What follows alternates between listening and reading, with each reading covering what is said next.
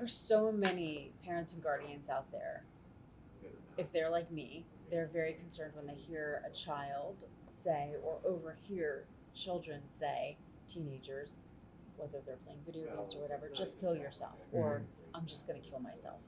That's something that you guys must hear on a daily basis in the school system.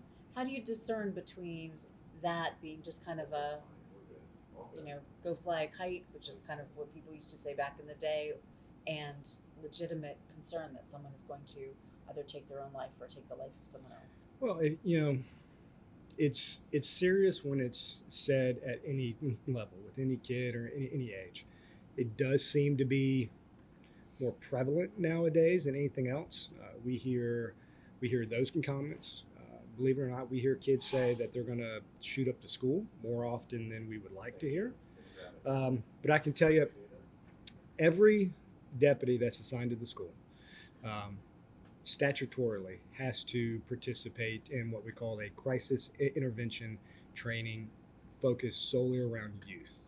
So if you want to be a full-time deputy inside of a school, you have to have this 24-hour course. We run that course a couple times a year, and we make sure that every deputy that steps foot inside of our schools is certified in that type of crisis intervention training. I tell you, we have a great relationship with our guidance counselors that help tremendously in that avenue. We also have a great relationship with the school district and the mobile crisis response team. Those are licensed, trained clinical therapists and psychologists that come into the school and actually physically meet with the students, have that conversation. Where is it coming from?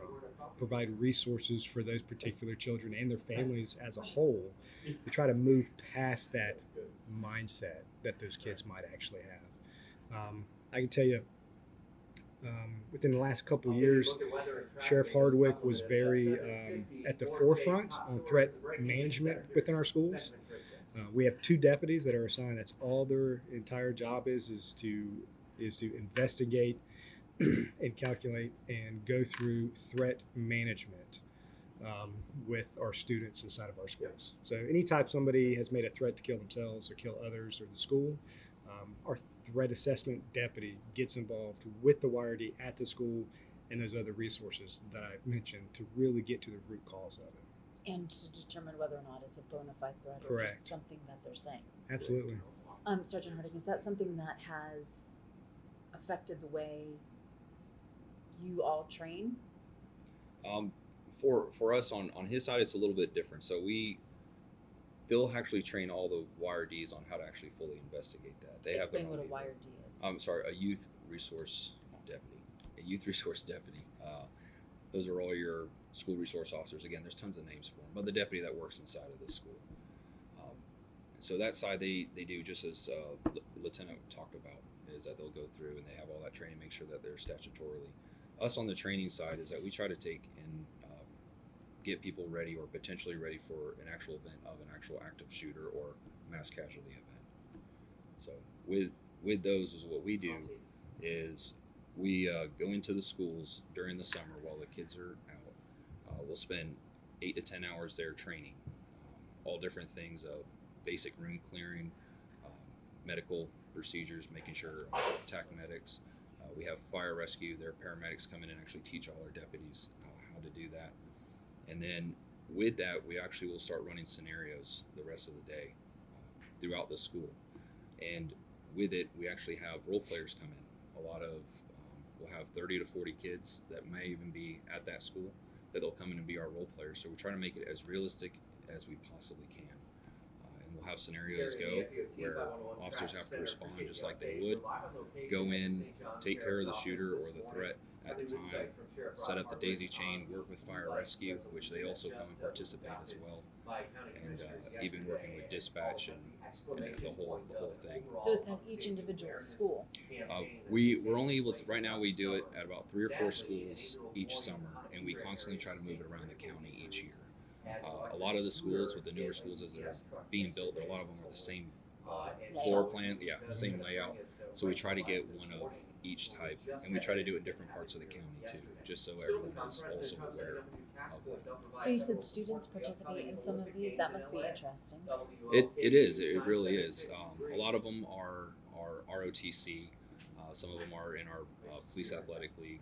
Some of them are actually deputies' kids, teachers' kids, everything else. So it does add a whole nother level of realism for these deputies, sometimes when their kids are playing victims as well going in. Lieutenant Kennedy, what is your biggest takeaway from the way things have changed over the years? I mean, I'm sure when you went to school, active shooter drills were not a thing. We didn't have them, to be quite honest, Christine. We just didn't. If we really look at, so Valentine's Day in 2018 really changed our mission. You know, if we look back to Marjorie Stoneman Douglas High School in Florida, it was an absolute tragic day, one that we wish never came. But it drove the boat here in Florida as far as how we prepare for school safety.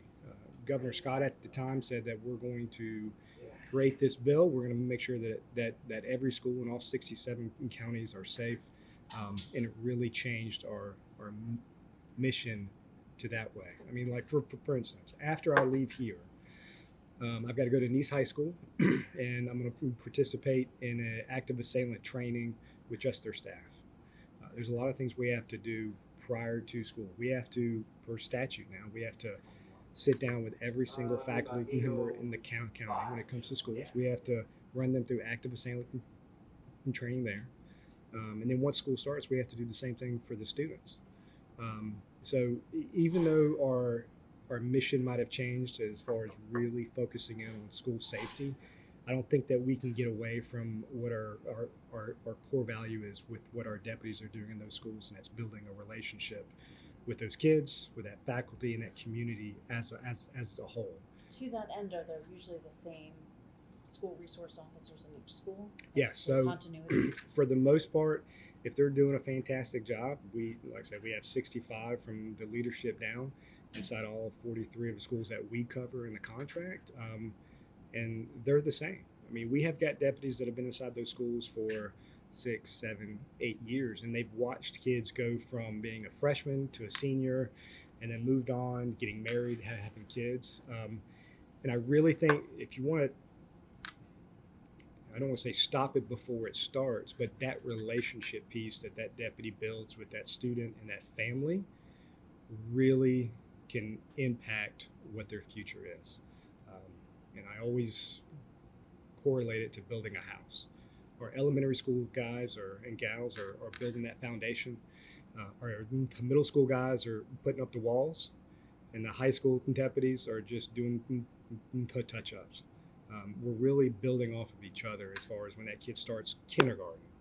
By the time they leave as a senior, they've got a rooted relationship with law enforcement in a positive light.